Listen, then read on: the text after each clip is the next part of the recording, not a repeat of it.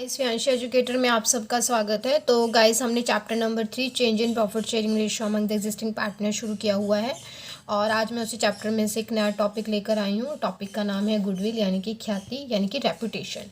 Mainly हम सब जानते ही हैं गुडविल का मतलब होता है कि एक पर्सन के पॉइंट ऑफ व्यू से यानी कि गुडविल का मतलब होता है उस पर्सन की रेपुटेशन, यानी कि जब लोग उसे बहुत ज़्यादा मान सम्मान देते हैं उसके अच्छे बिहेव के कारण, उसके ऑनेस्टी, उसकी ईमानदारी के कारण या उसकी मेहनत के कारण, तो वो उसकी गुडविल कहलाती है। सिमिलरली फर्म की भी गुडविल होती है, यानी कि फर्म में जो गुडविल है वो बहुत इंपॉर्टेंट रोल प्ले करती है। हम इस चैप्टर में पढ़ेंगे कि गुडविल किस तरह से कैलकुलेट की जाती है, उसकी क्या ज़रूरत है।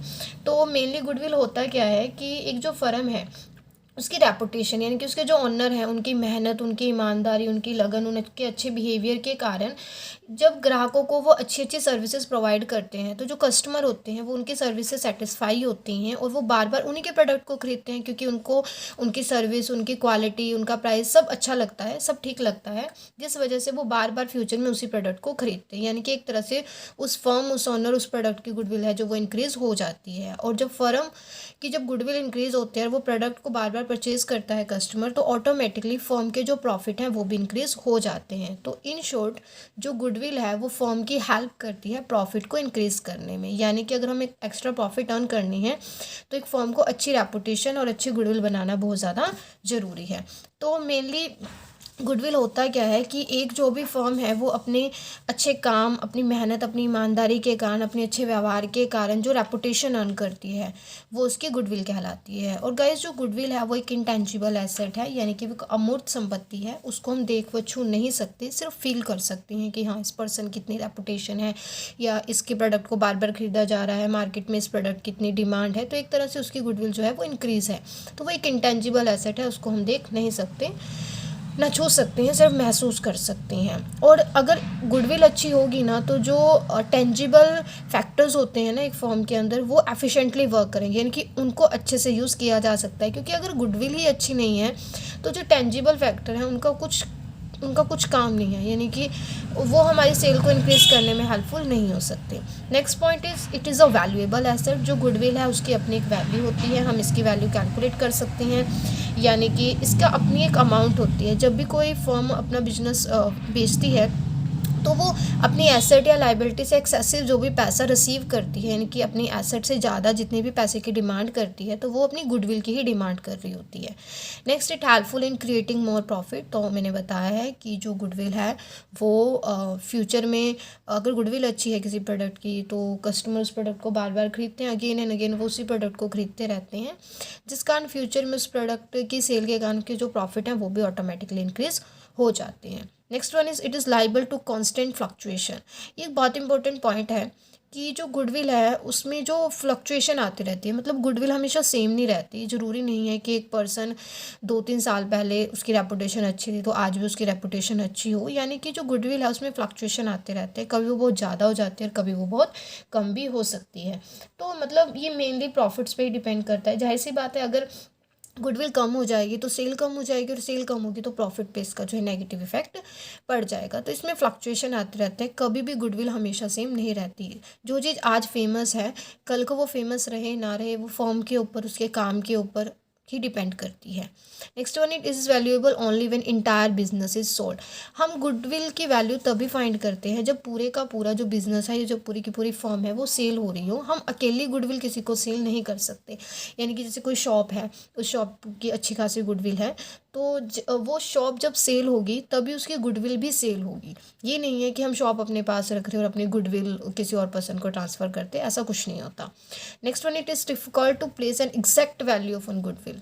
थोड़ी डिफ़िकल्टी आती है गुडविल की एग्जैक्ट वैल्यू फाइंड करने में। हम एस्टिमेशन तो लगा लेते हैं कि प्रॉफिट के बेस पे कि हाँ इतनी गुडविल होगी, बट वो उसकी एग्जैक्ट वैल्यू नहीं होती और वो फ्लक्चुएशन होती रहती है। तो कभी उसकी वैल्यू कम हो जाती है, कभी उसकी वैल्यू ज़्यादा हो जाती है। तो ये कुछ फीचर्स थी गुडविल के। इंटेंजिबल एसेट है, वैल्यूएबल एसेट है, प्रॉफिट को इंक्रीज़ करने में हमारी हेल्प करती हैं, इसमें चेंजेस आते रहते हैं और गुडविल तभी सेल होती है जब बिज़नेस भी पूरी तरह सेल हो रहा हो। और इसके अलावा हम इसकी जो एग्जैक्ट वैल्यू है उसको फाइंड नहीं कर सकते।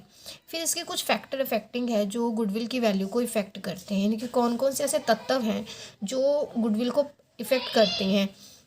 जैसे कि मैंने बताया है कि अगर फर्म ज़्यादा प्रॉफिट अर्न कर रही है तो मतलब उसकी गुडविल भी ज़्यादा ही है। तो मतलब कुछ फैक्टर हैं जो गुडविल को इफ़ेक्ट करते हैं।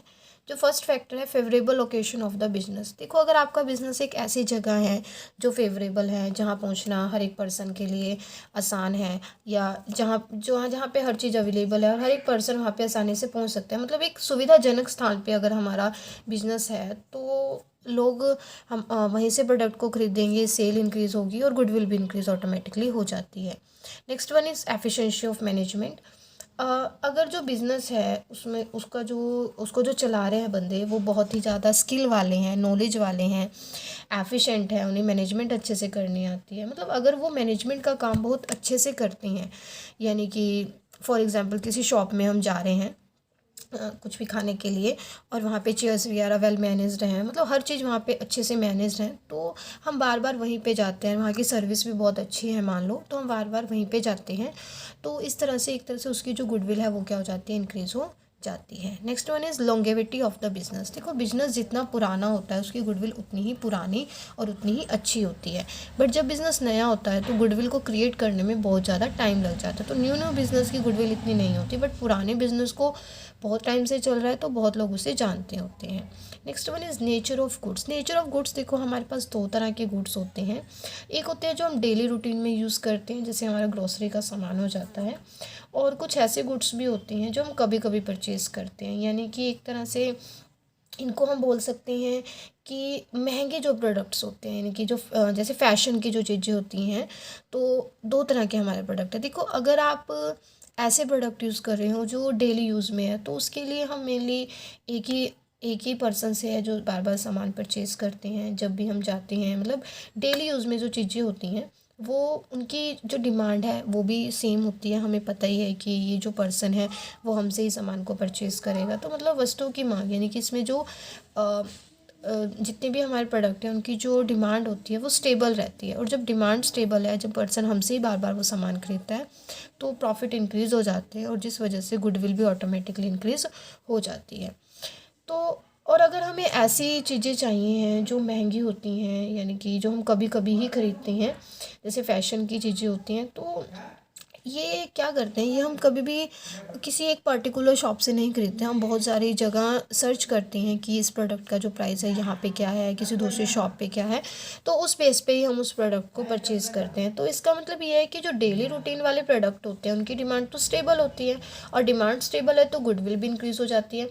बट ऐसी वस्तुएँ जिनको हम कभी कभी खरीदते हैं या फिर जो डेली यूज़ में नहीं होती, तो उन जो वो जो गुड्स होती हैं उनकी जो डिमांड होती है वो फ्लक्चुएटेड होती है, मतलब वो स्टेबल नहीं होती, कभी बढ़ जाती है कभी घट जाती है। तो इस तरह से जो गुडविल है वो जो है वो कम हो जाता है।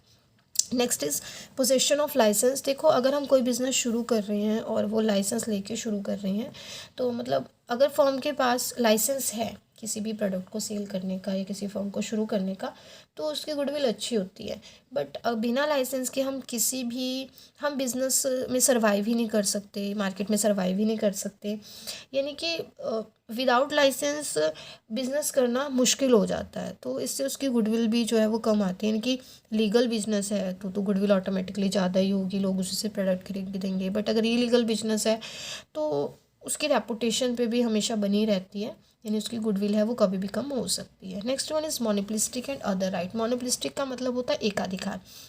देखो ये बात तो हम सब जानते हैं कि जब एक प्रोडक्ट को कोई प्रोडक्ट है, मान लो उस एरिया में वो एक पर्सन ही उस प्रोडक्ट को बना रहा है या वो पर्सन ही अपनी शॉप पे उस प्रोडक्ट को रखता है, तो जाहिर सी बात है उसे पता है कि मैं इस प्रोडक्ट को बेचने वाला मैं ही हूँ, तो वो उस प्रोडक्ट का कोई भी प्राइस चार्ज कर सकते हैं, कोई भी प्राइस है वो चार्ज कर सकते हैं।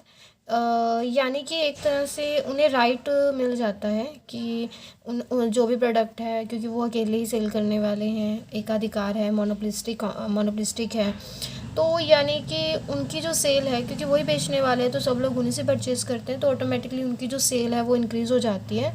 और जब सेल इंक्रीज़ हो जाती है तो ऑटोमेटिकली प्रॉफिट इंक्रीज़ हो जाएंगे और प्रॉफिट से गुडविल भी ऑटोमेटिकली इंक्रीज़ हो जाती है। Next one is risk involve. जिस बिज़नेस में ज़्यादा रिस्क होता है उसकी जो गुडविल है वो कम होती है, क्योंकि उससे प्रॉफिट कम हो रहे होते हैं, और जिस बिज़नेस में रिस्क कम होता है उसकी गुडविल है जो वो ज़्यादा हो रही होती है। Next one is trend of profit.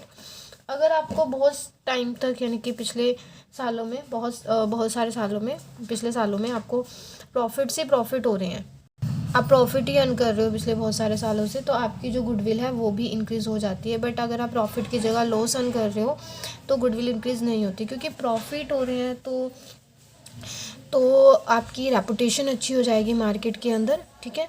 तो मतलब अगर प्रॉफिट बहुत ज़्यादा है तो मार्केट के अंदर आपकी रेपुटेशन अच्छी होती है, सब लोग आपसे अच्छे से बात करते हैं, आपके जो प्रोडक्ट है उसकी सेल और बढ़ जाती है, क्योंकि वो बिज़नेस बहुत ज़्यादा प्रॉफिट अर्न करने वाला बन जाता है, और जिस वजह से उसकी जो गुडविल है वो भी हाई हो जाती है। उसके बाद है फ्यूचर कंपटीशन। देखिए गाइस, अगर फ्यूचर में कंपटीशन उस बिज़नेस का बढ़ जाता है, यानी कि और बहुत ज़्यादा कॉम्पिटिटर आ जाते हैं, तो जब कॉम्पिटिटर आ जाते हैं ना, तो उस प्रोडक्ट के जो कस्टमर होते हैं ना वो डिवाइड हो जाते हैं, जिस कारण उस फर्म की जो गुडविल है वो ऑटोमेटिकली कम हो जाएगी, क्योंकि अब कस्टमर डिवाइड हो गए हैं। जो कस्टमर उसके पास आते थे, प्रोडक्ट खरीदते थे, मान लो मार्केट में कोई नया प्रोडक्ट आ जाता है तो जो पुराना प्रोडक्ट है उसकी सेल थोड़ी कम हो जाएगी, और सेल कम हो जाएगी तो प्रॉफिट भी कम हो जाते हैं, और जिस वजह से जो उसकी गुडविल है वो भी कम हो जाती है, क्योंकि वो जो नया प्रोडक्ट आता है वो नई रिसर्च के साथ आता है, नई फीचर्स के साथ आता है। नेक्स्ट है good industrial relationship. Good industrial relation मतलब अगर जो फर्म है उसमें जो ओनर है या जो लेबर है या एम्प्लॉयज़ हैं, वर्कर है, अगर उनकी रिलेशनशिप अच्छी है तो जो एम्प्लॉयज़ हैं वो बार बार फर्म को छोड़ के नहीं जाते। अगर वो बार बार फर्म को छोड़ के नहीं जाते तो क्या है, उस फर्म की गुडविल अच्छी होगी, क्योंकि अगर ना लेबर बार बार फर्म को छोड़ के जाते हैं ना, तो मार्केट में या फर्म के बाहर ना उस फर्म की रेपुटेशन ना ख़राब हो जाती है, कि पता नहीं क्या रीज़न है जिस वजह से जो लेबर या एम्प्लॉयज़ हैं वो फर्म को छोड़ के जा रहे हैं, ठीक है। तो उस वजह से मार्केट में जो उनकी गुडविल है वो थोड़ी डाउन चली जाती है। उसके अलावा अगला है favourable government regulation. Favourable government regulation का मतलब क्या है कि जो गवर्नमेंट के रूल्स रेगुलेशंस है, अगर उनके उन रूल्स और रेगुलेशन को कोई भी जो फर्म है वो अच्छे से फॉलो कर रही होती है तो गवर्नमेंट बहुत ज़्यादा इंटरफेयर नहीं करती, क्योंकि अगर किसी भी फर्म में गवर्नमेंट की इंटरफेरेंस ज़्यादा होती है, गवर्नमेंट ज़्यादा हस्तक्षेप करती है, तो उसकी गुडविल मार्केट में थोड़ी कम हो जाती है, क्योंकि गवर्नमेंट को बार बार इन्वॉल्व होना पड़ रहा है उस फर्म की एक्टिविटीज़ में, जिसका जो नेगेटिव इफेक्ट है वो उसकी गुडविल पर ही पड़ता है। इसके अलावा जैसे रिसर्च एंड डेवलपमेंट एफर्ट है, अगर कोई फर्म है वो बार बार रिसर्च और डेवलपमेंट करती है, यानी अपने प्रोडक्ट में न्यू न्यू चीज़ें लेके आती है, न्यू यूजेस लेके आती हैं उस प्रोडक्ट के, यानी वो बार बार रिसर्च और एफर्ट्स करती रहती है उस प्रोडक्ट के यूजेस को इंक्रीज़ करने के लिए, उसके फीचर्स को इंक्रीज़ करने के लिए, क्योंकि कोई भी प्रोडक्ट या कोई भी फर्म मार्केट में सर्वाइव तभी कर पाएगी जब वो बदलते इन्वायरमेंट के अकॉर्डिंग, यानी कि बदलते वातावरण के हिसाब से खुद को चेंज कर लेती है। तो बदलते वातावरण के हिसाब से डिमांड क्या है, बार बार रिसर्च करने की। जब रिसर्च बार बार होगी और वो प्रोडक्ट है उसके फीचर्स के यूजेस इंक्रीज़ हो जाते हैं तो उसकी सेल इंक्रीज़ हो जाएगी, प्रॉफिट इंक्रीज़ होगी, तो गुडविल भी ऑटोमेटिकली इंक्रीज़ हो जाएगी। Effective advertisement to establish brand popularity.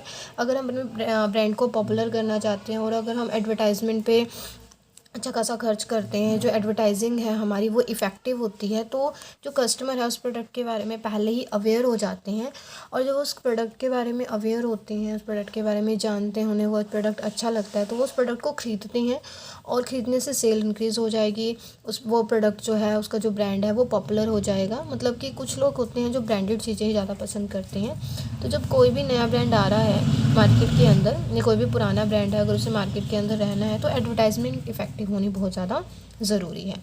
इसके अलावा popularity of product in term of quality, यानी कि जो भी हमारा प्रोडक्ट है वो अच्छी क्वांटिटी का भी होना चाहिए और अच्छी क्वालिटी का भी होना चाहिए। अगर आपका प्रोडक्ट आप उसकी क्वांटिटी तो आपने बढ़ा दी बट उसकी क्वालिटी में आपने कुछ इम्प्रूवमेंट नहीं की तो धीरे धीरे उस प्रोडक्ट की जो डिमांड है वो कम होने लग जाएगी, क्योंकि मार्केट के अंदर तो कॉम्पिटिशन इतना ज़्यादा होता है कि जो और अच्छी क्वालिटी के प्रोडक्ट है वो मार्केट के अंदर आ जाते हैं, जिस वजह से हमारे प्रोडक्ट की जो क्वालिटी है अगर वो अच्छी नहीं होती तो उसकी जो डिमांड है वो कम हो जाएगी, जिससे सेल कम हो जाएगी और हमारे प्रॉफिट कम होंगे और हमारी गुडविल पे इसका नेगेटिव इफेक्ट पड़ता है। तो आई होप गाइस आपको ये गुडविल वाला टॉपिक अच्छे से समझ आ गया होगा, और मैंने पूरी कोशिश की आपको अच्छे से समझाने की गुडविल होता क्या है, किसी भी फर्म की रेपुटेशन, जो उसकी मेहनत, उसके स्वामी की मेहनत, उसके ऑनर की मेहनत, लगन और ईमानदारी के कारण क्रिएट होती हैं।